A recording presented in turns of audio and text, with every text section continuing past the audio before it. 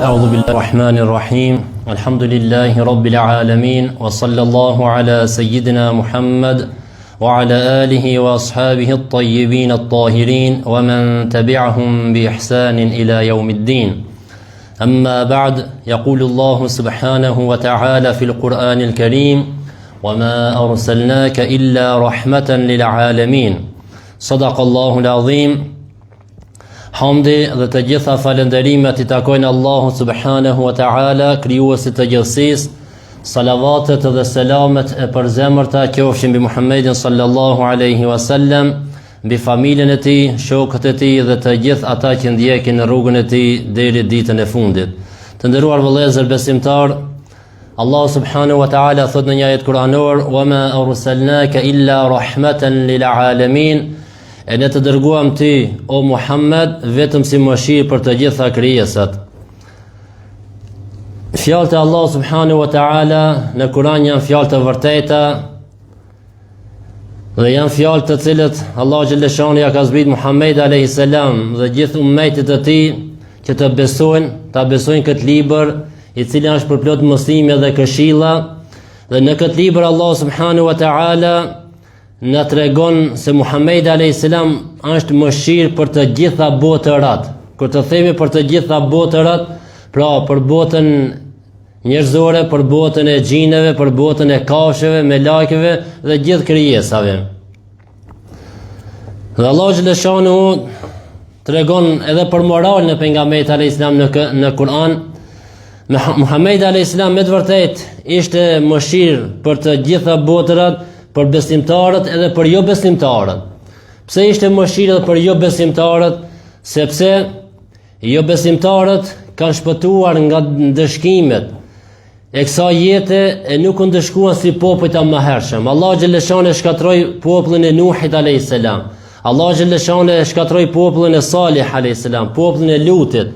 E kështu me radhë, ndërsa ummeti Muhammed alayhis salam Allah xhaleshanuhu nuk e shkatroi si ummet, si popujt e mëhershëm për hatër dhe për nder të Muhammed alayhis salam, sepse Muhammed alayhis salam thot: "Ju lut Allah subhanahu wa ta'ala disa lutje dhe një prej tyre nuk ma pranoi."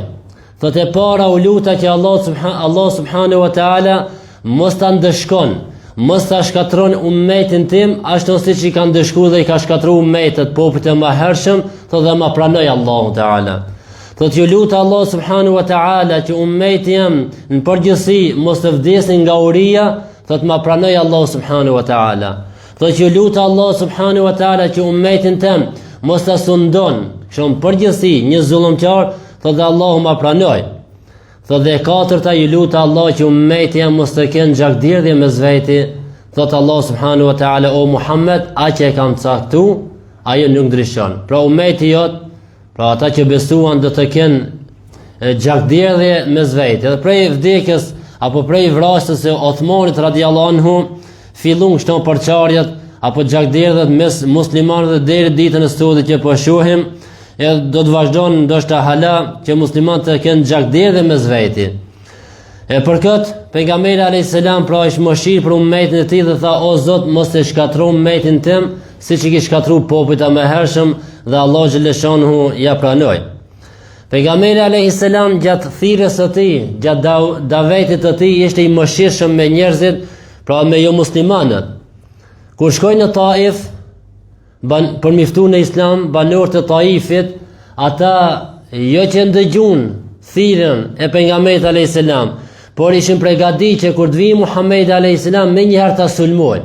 Dhe I kishin përgatitur rinin e Taifit dhe ju kishin thonë: "Kur të vjen Muhammed alayhis salam me njëherë, pritni me duke e sulmu me gurzi dhe ta largoni me njëherë prej Taifit." E ashtu se sulmun pejgamberi alayhis salam, kombët e tij u përgjakosën, e sulmun pejgamberin alayhis salam dhe u largu me njëherë pejgamberi alayhis salam prej Taifit, dhe kur dol jashtë Taifit u ul me një vend të pushon. Dhe atë Allah xhaleshon ja dërgoi me lajkën Xhibrilin alayhis salam dhe me lajkën e kodrave. Dhe arpe Xhibril alayhis salam dhe I tha: "Selamu alejke ya Rasulullah, selamu alejke ya Muhammad." E përshëndeti I tha: Allahu xhaleshani ka dërguar me lajkën e kodrave me mua.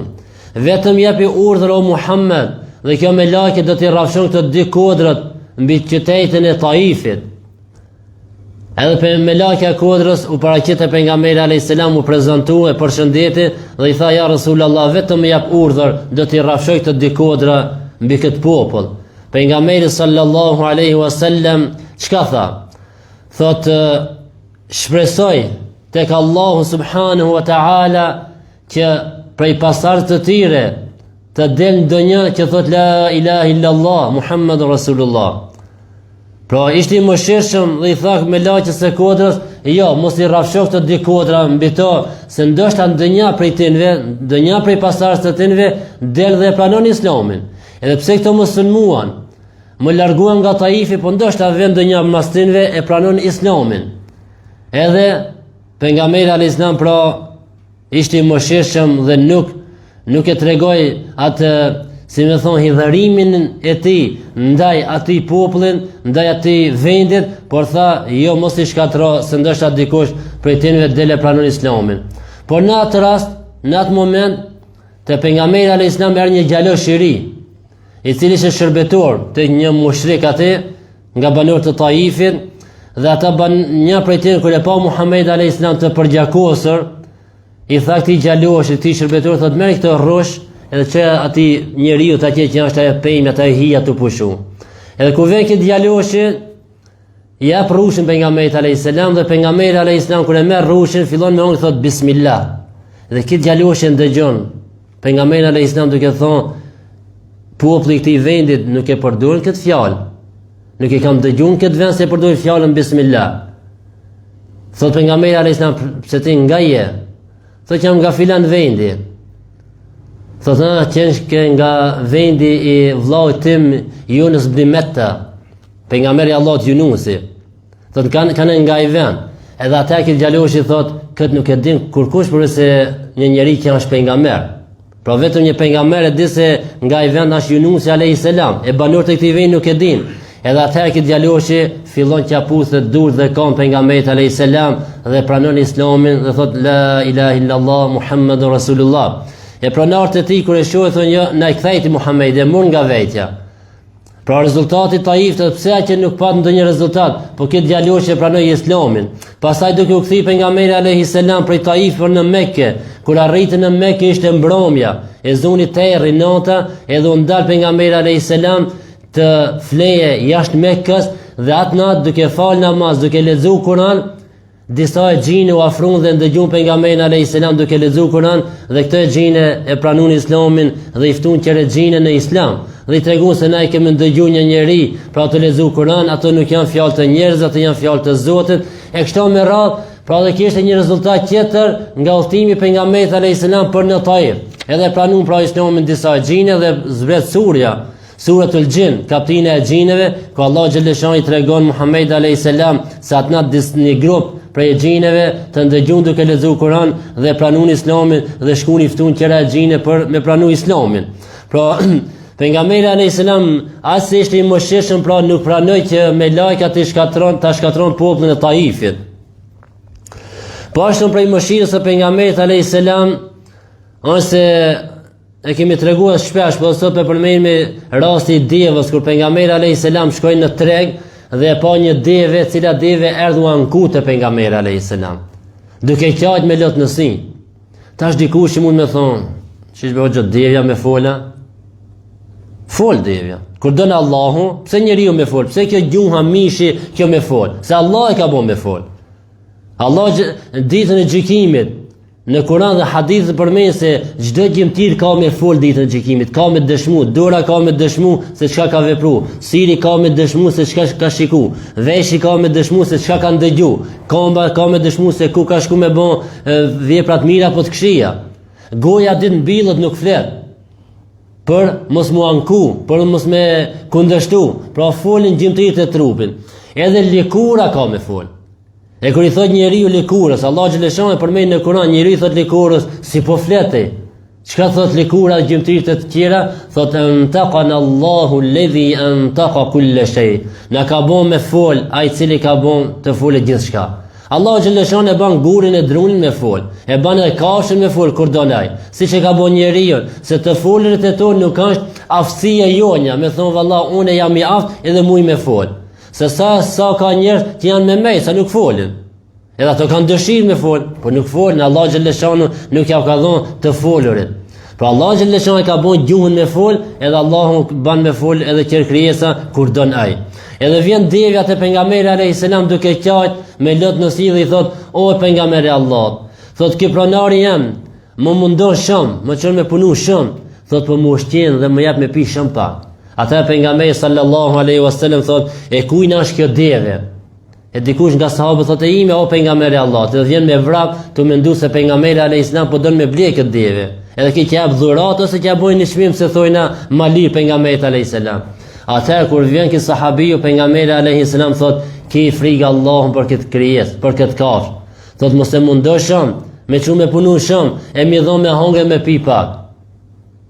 Pra devja on ku te pejgamberi alayhis salam dhe pejgamberi ishte i mëshirshëm ndaj kafshëve. E pejgamberi alayhis salam Allahu xhaleshon dërgoi në atë kohën kur njerëzit besojshin në shumë zota. Besojshin si Zot me lajkët, e xhinët, lop, zjarrin, shpirtat e të vdekurve, e besojshin diellin, hanën, ijet, lumet, gorzit e lloj-lloj besimi kishin atë kohë. Disa besojshin disa persona, për shembull xhifotët besojshin se Uzeiri është i biri i Allahut, krishterët besojshin se Isa është i biri i Allahut. Kurejshët, banorët e Mekës besojshin në puta, saqë në Kabe ishin 360 puta që besojshin mushrikët. Pra erë një kohë kur njerëzimi nuk besojnë në Zot, nuk besojshin në krijuesin e tyre. E pejgamberi alayhis salam me mëshirën e tij, me urtësinë e tij, me butësinë e tij, filloi ngadal të fton njerëz në dinën e Allahut, që tregon se këto janë krijesa, nuk meritojnë të adhurohen, por ai që meriton të adhurohet është Allahu, furnizuesi jon, krijuesi jon. 13 vite në Mekë pejgamberi alayhis salam i ftoi në dinën e Allahut, në besim, të besojnë Allahun, të besojnë me lajkët, të besojnë librat, pejgamberët, ditën e gjykimit dhe të besojnë caktimin e Allahut. E këto janë kushtet, bazat e besimit. E pasi që u plotsu thirrja pejgamberit alayhis salam në Mekë dhe pranu njerëz të Islamit dhe foli për besimin, ja mbjelli besimin në zemrat e tyre, pastaj kur u shpërngul në Medinë, atje fillon të zbresin ligjet e Allahut, haramët, halal, çka është ndaluar, çka është e lejuar, shitblerja, kamata, gjitha këto zbritën në Medinë, sepse në Medinë pejgamberi alayhis salam e themeloi shtetin e parë Islam, dhe shteti ka nevojë për ligje, ka nevojë për, nëse mujna me thonë, për kushtetut, e kështu me radhë, e atje u formu shteti i parë dhe zbritën ligjet e Allah subhanahu wa ta'ala. E 13 vjet në Mekke, pejgamberi alayhis salam i ftoi njerëzit në dinën e Allahut, në besimin në një Zot, sa janë krijues dhe ai është i cili sjell dobi dhe sjell domin, ai është ai i cili e sjell sëmundjen dhe sjell shërimin, e këto putë, këto krijesat nuk kanë as dobi, s'kemi prej tyre as ndonjë dëm. Sa i përket në çështjen e krijimit dhe furnizimit, por krijuesi dhe furnizuesi vërtet është Allah subhanahu wa ta'ala. E kështu pra pejgamberi alayhis salam ishte mëshirë për të gjitha botërat, për krijesat, për kafshët, për njerëzit e gjinjtë e kështu me radhë. E lutim Allah subhanahu wa ta'ala që të na shton dashurinë ndaj pejgamberit sallallahu alaihi wasallam, ta kemi si shembulltir në jetën tonë të përditshme, në familje, në shoqëri, në xhami, në rrugë dhe në punë, kudo që jemi, ta kemi shembulltir Muhammedin sallallahu alaihi wasallam, edhe ne të jemi të mëshirshëm, sepse pejgamberi alayhis salam thot: "Ar-rahimun yarhamuhumur rahman", të mëshirueshmit i mëshiron mëshiruesi Allahu. Pra kush bëhet i mëshirshëm me krijesat, e mëshiron Allahun subhanahu wa ta'ala. Dhe në fund e lutim Allahun Ta'ala që ummetin e Muhammedin sallallahu alaihi wasallam ta mbron nga çdo e keqe, të bashkon ummetin e Muhammedit alayhis salam musliman kudo që janë në botë, të bëhen si një trup, të bëhen të një fjalë, të bëhen të gjithë bashkë dhe ta largojnë këtë zullumin që po ju bëhet ummetit e Muhammedit alayhis salam, sidomos aty në Palestinë dhe në të gjitha vendet e botës, por ai në Palestinë më ka kalu zullumin, e kanë tepruar me zullum ata sionista, ata zullumqtar, prej të cilët gjithë bota po ja shef sherrin, inshallah Allahu xhelle shanuhu i shkatron, inshallah Allah subhanahu wa taala këtë sprovë të madhe ja largon vëllezërit tanë musliman në Palestinë, sepse çdo send kur hollohet kputet, ndërsa zullumi kur trashet kputet. E atje trash shumë zullumi. E inshallah Allah xhelle shanuhu në ndihmon dhe ndihmon atyre të vdekrët e tyre, inshallah i ka mëshiru, të sëmurit, të plagosët të tyre, inshallah Allah i shëron, e të pastrëhuarve, inshallah Allah xhelle shanuhu ju ndihmon, e zullumqtarët inshallah me zveti i shkatron.